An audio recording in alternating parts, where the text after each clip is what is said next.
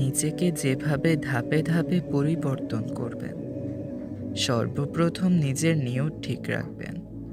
আজান দেওয়ার পরপরই সালাত আদায় করবেন।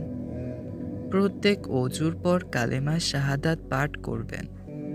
ধীরে ধীরে নামাজ আদায় করবেন এবং নামাজের পর জিকির করবেন। প্রতিদিন কোরআন তেলাওয়াতের জন্য সময় বের করবেন। প্রতিটা কাজ বিসমিল্লাহ বলে শুরু করবেন। নাটক, মুভি, মিউজিক থেকে দূরে আসুন আজই। কারো সাথে দেখা হলে সালাম বিনিময় করুন। আপনার বন্ধু আত্মীয় স্বজনকে দিনের দাওয়াত দেন। নিজের রাগ নিয়ন্ত্রণ করুন এবং হিংসা, গীবত, অহংকার থেকে বেঁচে থাকুন। প্রতিদিন রাতে সূরা মুলুক পাঠ করুন।